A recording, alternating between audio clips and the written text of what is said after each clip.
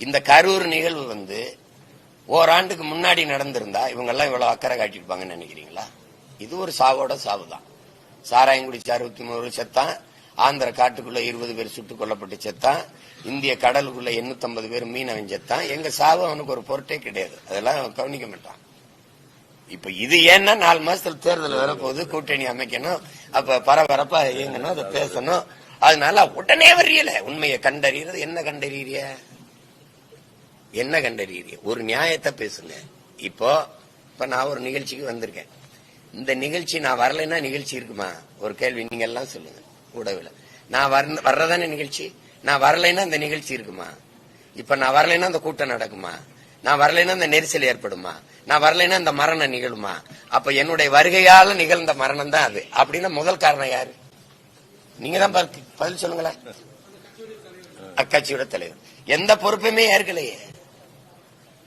நான் ஒரு காரணமாயிட்டேன், அதுக்காக வருந்துறேன். என் அன்பு மக்கள் என்னை மன்னிச்சு கொள்ளுங்க. இந்த மரணம் ரொம்ப வழிதோய்ந்ததா இருக்கு. இந்த சிறு குழந்தைகளுடைய மரணத்திலாம் என்னால தாங்க முடியல. நான் அதுக்காக வருந்துறேன். இனி வரும் காலங்களில் இது போல நடக்காம நம்ம பாத்துக்கலாம், என்னை மன்னிச்சுக்கிறோங்கன்னு ஒரு வருத்தமே இல்லையே. அங்க நடக்காது, இங்கே நடந்துச்சு.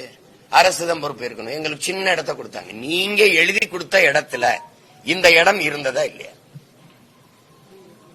நீங்க எழுதி இடம் கேட்டீங்கல்ல, அதுல இந்த இடம் இருந்ததா இல்லையா? இருந்தது. நீங்க எழுதி கொடுத்த இடத்துல இது ஒரு இடம். அவங்க சொல்றது மற்ற இடங்கள்லாம் இன்னும் ரொம்ப குறுகலா இருக்கும். அங்க எரிபொருள் வங்கி இருந்துச்சு, ஒரு ஆற்று இது இருந்துச்சு, அது ரொம்ப பேராபத்தா ஆயிருங்கிறதுனாலதான் இதுல கொடுத்தவங்க. அதுக்கு 2 நாளைக்கு முன்னாடி எதிர்கட்சி தலைவர் அங்க கூட்டம் அங்க நடத்தினதுனால இந்த இடம் வாய்ப்பா இருக்கும்னு கொடுத்தோம்னு சொல்றாங்க. அப்படின்னா நீங்க என்ன சொல்லிருக்கணும்? இந்த இடம் ரொம்ப சின்ன இடம், நான் வரமாட்டேன்னு சொல்லி மறுத்திருக்கணும். வந்த உடனே தம்பி பேசுறாரு, காவல்துறை அதிகாரிகளுக்கு நன்றி, அவங்க என்னை பத்திரமா இங்க கொண்டாந்து சேர்த்தாங்க அப்படின்னு. அப்புறம் அந்த காவல்துறை மேல சாவு விழுந்தவன்னு பழிய போடுறது எப்படி? ஏதாவது ஒரு நிலைப்பாட்டில் நிக்கணும்.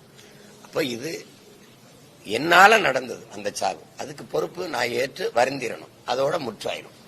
அது இல்லாம நீங்க பொறுப்பு இருக்கணுங்கிறதும் அவங்க இவர் தான் காரணங்கிறதும் இதை கேட்கும்போது நமக்கு கடுமையான கோபமும் எரிச்சலும் வருது. ஏன்னா செத்து போயிருக்கிற வீட்டுல இந்த செய்தி போகும்போது இந்த சண்டையை பார்க்கும்போது எப்படி இருக்குன்னா, நாங்க பணத்தை கட்டி பிடிச்சி அழுதுகிட்டு இருக்கோம், நீங்க நீங்க நீங்க சண்டை கொடுக்குறீங்க, என்ன பட்டிமன்ற மாதிரி நடத்திட்டு இருக்காங்க. நாங்க லட்சக்கணக்கா சாகும் போதும் வேடிக்கை பார்த்து திரையரங்குகளையும் மதுக்கடைகளையும் கூட்டிக்கிட்டு இருந்த கூட்டம் தானே இது.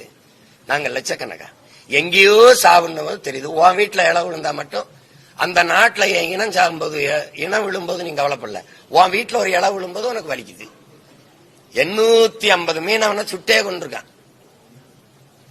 அப்ப இந்த பாரதிய ஜனதா இந்த காங்கிரஸ் எல்லாம் உற்று பார்க்காம இங்க இறங்கிடுச்சா? 12 பேரை ஒரே சங்கிலியில பூட்டி கொண்டு போனான்ல. ஒரு தேசியனத்தின் மகனா இது என் இனத்துக்கு அவமானமா நினைக்கல. என் மீனவனை பிடிச்ச மொட்டை அடிச்சான்ல, எனக்கு என்னடா அவமானம்? என்னுடைய வாக்கை வாங்கி அதிகாரத்தில் உட்கார்ந்து இருக்க இந்த நாட்டின் தலைவர் உங்களுக்கு தான் அவமானம். ஒரு நாட்டின் குடிமகனை மொட்டை எடுக்கும் போது அந்த என்னை அசிங்கப்படுத்தணும்னு செய்த செயல் உனக்கு தான் அவமானம், எனக்கு ஒண்ணு இல்ல. அது அவமானமா ஏங்கிறதுல என் மயிர் போனாலும் உயிர் போனாலும் உனக்கு ஒண்ணுதான்.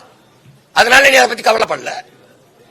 செய்திகளை உடனுக்குடன் தெரிந்து கொள்ள கீழ்கண்ட கேபிள் மற்றும் டிடிஎச் நெட்வொர்க்குகளில் எம்நாடு செய்தி தொலைக்காட்சியை காணுங்கள். பாதகம் செய்பவரை கண்டால் நாம் பயம் கொள்ளலாகாது பாப்பா. மோதி மிதித்து விடு பாப்பா, அவர் முகத்தில் உமிழ்ந்து விடு பாப்பா. அண்மை செய்திகளை உடனுக்குடன் தெரிந்து கொள்ள இணைந்திருங்கள் எம்நாடு தொலைக்காட்சியுடன்.